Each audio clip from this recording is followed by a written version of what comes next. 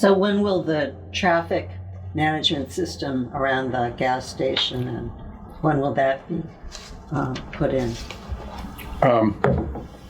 That project has been bid by the New York State DOT this winter. I don't think they've awarded it yet. And that part of that project is rests on our shoulders, because when they first presented that they were going to do this project, we said, oh, by the way, we have this wonderful drawing plan for changing this intersection. And so we showed it to them, and they thought it was a great idea. They thought it was a great plan.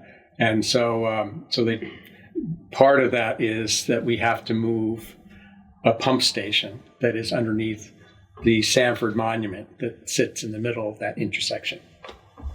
And so we've received a grant to be able to do that partially. And so we're in the process of that project right now. So there was a delay in some parts because there's delays in most everything in terms of chain of goods. And so that does delay the DOT or whoever the contractor will be to do that this spring. It will probably happen the following spring in 2026. But they'll be doing a lot of prep work just to start it out, and we'll be moving that pump station probably this fall. And one of the ways this is going to change dramatically is that the monument will no longer be in the middle of the road. By doing this new intersection, we actually create more land on the post office and Buckbee Center side of the street. So it actually creates a park, and the monument will be in this park, sort of centered by the Buckbee staircase. So it should be quite beautiful. You'll be able to actually see this wonderful monument instead of looking at it with traffic all around it. And also there's a stone. It's actually called Forester Square, named after Frank Forester, who was a famous author and naturalist. And that stone will be put in this park as well. So it will be, I think, much more interesting and much more hospitable. And then, of course, as I mentioned, there will be multiple crosswalks to be able to get across the street. So that's quite exciting. Okay. So when do you think that will all be done? Well, 2026.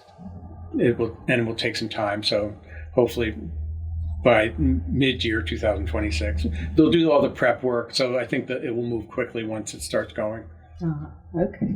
Yeah, that sounds great. Yeah, I always worry coming by up to Maple Avenue and that little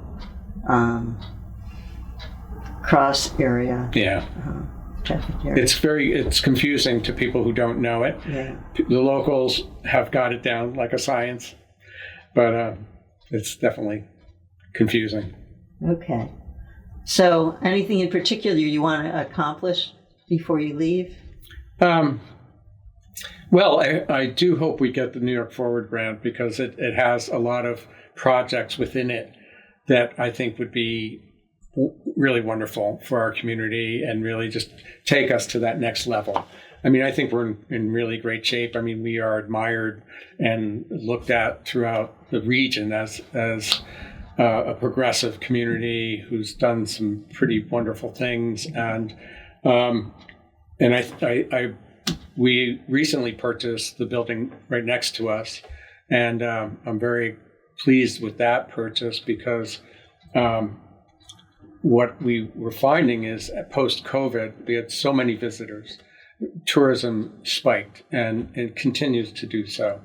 And on the weekends, it's hard to find a place to park and a place to eat. So that's the two-edged sword of success. But what was with that, we lacked resources for visitors. And so the building next door this spring will be open as a visitor center, a tourist center. And it also houses the Chamber of Commerce, who were originally in the caboose down on South Street.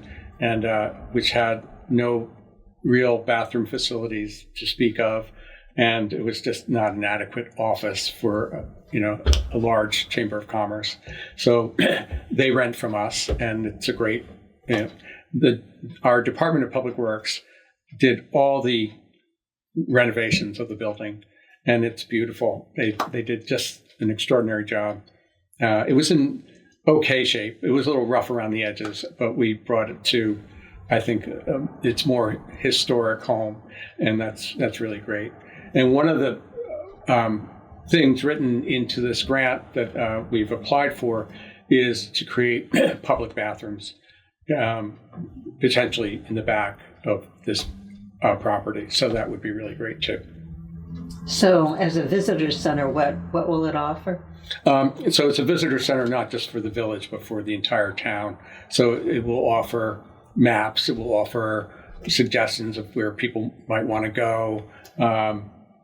We have a mural. We had a small grant from Orange County Legislature to do a mural project, and we sent it out. It was a competition, and my wife won, which was kind of neat. My wife's an artist, and it's going to take up in one of the walls, and will show sort of the entire valley and all kind of wonderful things in a whimsical way, places you can go. And the idea is just to make sure people understand the breadth of what we have here. When you think of Pine Island and you think of Greenwood Lake, and they're so we have such diversity of land here and things to do, and there's so much to do, and it's just trying to get it so that people are aware of that.